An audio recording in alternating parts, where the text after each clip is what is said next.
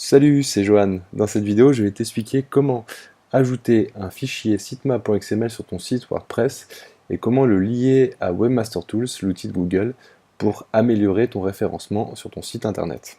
Expliquer comment ajouter le sitemap dans Google Webmaster Tools.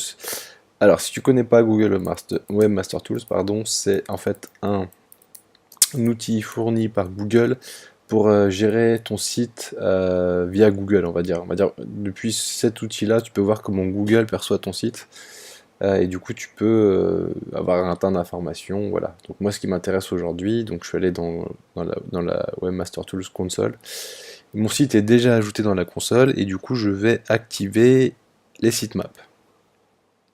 Alors, un sitemap, qu'est-ce que c'est? C'est un fichier au format XML, en fait, où dedans tu as la liste des pages de ton site, mais des fichiers médias aussi, enfin tu peux avoir plusieurs types de documents. Et en fait cette liste elle est au format XML, elle est lue par Google et elle permet, quand tu l'ajoutes dans Google Console, d'indexer plus rapidement ton site. Voilà pourquoi je veux le faire sur mon site. Alors pour cela, je vais aller donc dans l'interface de mon WordPress. J'ai déjà activé l'extension SEO du Yoast, en fait j'ai déjà installé et déjà activé. Du coup, je sais pas si tu as déjà utilisé cette extension avant, mais avant tu avais un lien dans le menu de gauche qui permet d'aller directement dans le sitemap, et en fait ce lien a disparu. Alors du coup, pour le retrouver, c'est très simple, mais il faut le savoir, il faut aller dans les fonctionnalités ici, puis dans la page de réglage avancé, et du coup l'activer. Et bien penser à sauvegarder ici. Et une fois que tu as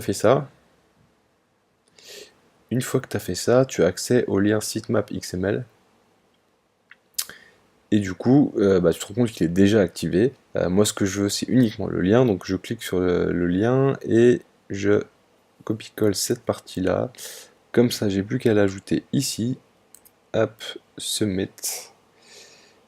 Et maintenant, mon sitemap est bien ajouté dans Google Webmaster Tools. Alors, tu vois, on voit par exemple qu'ici, j'ai 20 pages dans mon fichier XML.